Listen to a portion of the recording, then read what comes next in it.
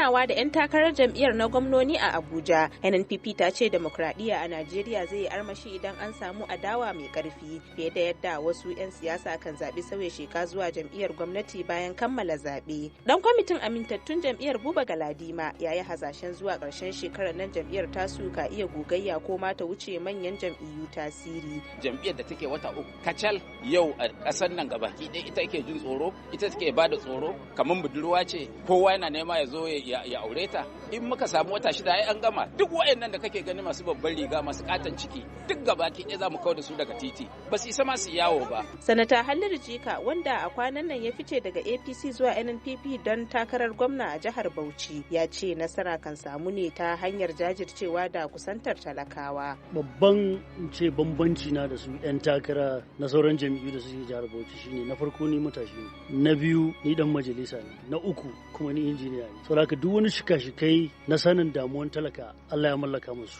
Harka ne na talaka, mai talaka yake so, me ya dace da shi, me ya kamata a yi mishi. Kuma matasa sun farka sun san 'yancin kansu. Jihar Bauchi da mata iyayenmu da matasa su ne kashin bayan kowane gwamnati da ake kafawa. Saboda haka ba za mu naɗe hannunmu mu zauna mu ga ana mana ɗiban karen mahaukaciya ba, wannan wallahi sai bayan ranmu. Abin da ya kamata a yi ba shi ake yi ba.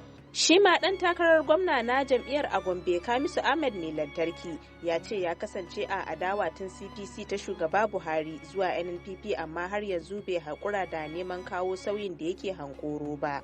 APC waye kawo ta jihar Gombe? Mu ne, ni ne mata komi. Muka jajirce, muka yi duk abin da muka yi, kuma muka je zaɓe muka ci kujeru da dama. Duk magoya bayan mu zan iya cewa kafin ma ne wannan motsi na dawo NNPP su riga sun yi gaba saboda sun hango abin da muke faɗi tun lokacin da kafin mu yi CPC. Kuma muka yi CPC ta dawo APC ta canja. So abun nan dai da muke so na gaskiya da amana da sanin ya kamata da kuma kawo tsari na taimakawa al'umma shine abun da NNPP ta zo da shi saboda sun hango sun gani a nan ne gyara ya taho a nan ne kuma tsarin ya tafi daidai da abun da yake damun su. NNPP dai musamman a arewa ta hau kan doron siyasar mabiya tsohon gwamnan Kano Rabi'u Musa Kwankwasa ne. Hauwa Umar, muryar Amurka daga Abuja, Najeriya.